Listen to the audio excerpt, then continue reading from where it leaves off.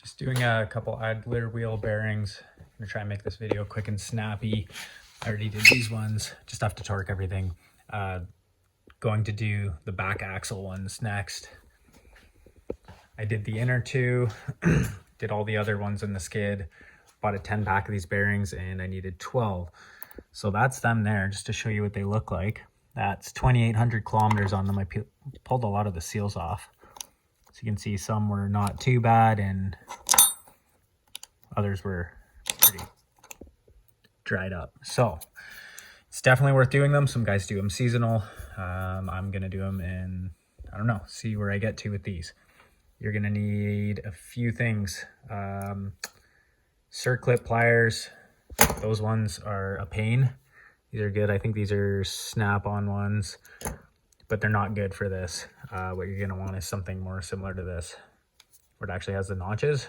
These will hurt your hands. Need a bearing press tool or sockets. If you can run sockets, that works as well, but this is kind of easier and a little cleaner. And I believe that's it. Yeah, hammer, a few other things. So I'll get to it and show you. First thing you're gonna want to do is pull out your circlip. Gonna want to pull it together. I don't know if you can see this, and then actually back this way, keeping tension. You should be wearing safety glasses.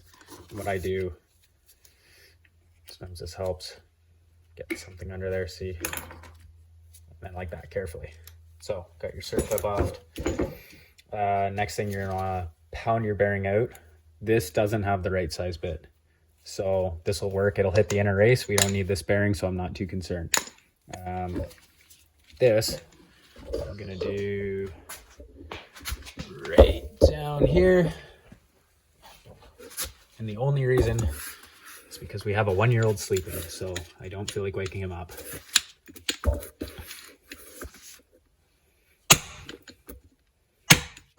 Give it a shot or two. You can just even put it on your foot.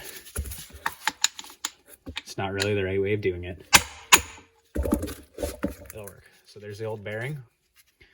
This one's actually pretty good. This is one of the rear axles. Well, it might be bad if we pull the seal. You can kind of see, I don't know if you can see that in focus. If you're seeing rust or you're seeing grease, the seals let go and then water gets in there and that's what takes these out. I actually looked, the originals are made in, I believe it was Poland, which is interesting. So NTN bearings, I've seen Japanese, Poland, and the ones I got are from Taiwan. The other ones are 10 for $40, and I didn't feel like getting another 10 pack, so I got these, which have like a double seal. It's another, like, I guess, piece of plastic behind there. So these are a little more, they're like $9, so I don't know, versus paying $4 or $5. Once you have this, you're gonna want to wipe this clean. Inside, you could use brake cleaner. I don't mind just giving it a wipe. Using a thermostat screwdriver just to get any grit out. Again, this one's not too bad.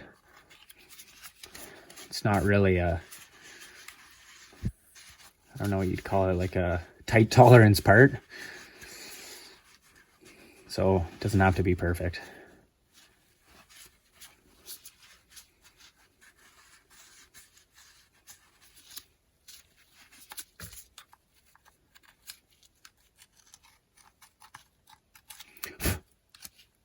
But you do want this channel right here. You can see that. You want this clear because that's where that clip's gonna ride. And if that's not seated, I guess it could pop out. So we have that. We have our new Taiwan bearing. Take the bearing. These ones aren't too bad. If you can see, let me focus that.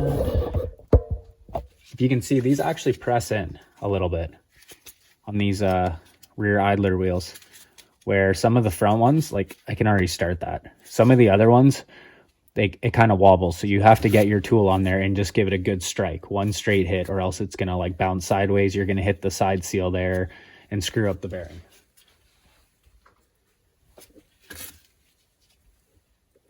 Next thing, I believe that's the right size right there. That's going to hit the outer race and inner race. It just fits.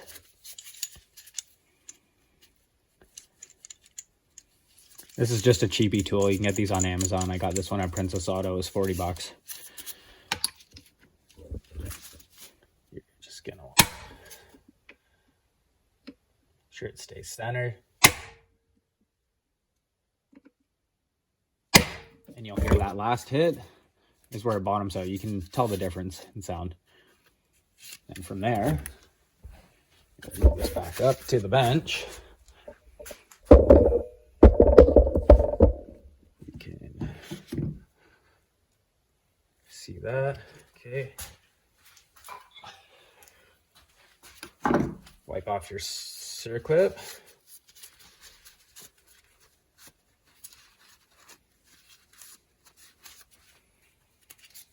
Get your pliers. I like to put it on not too far, so it's a little easier to pull it out. But again, you don't want this flying into your eye. I've had a couple that flew into my finger just because of the tool I was using. So close it in and release. Make sure it's in place. And also kind of push around.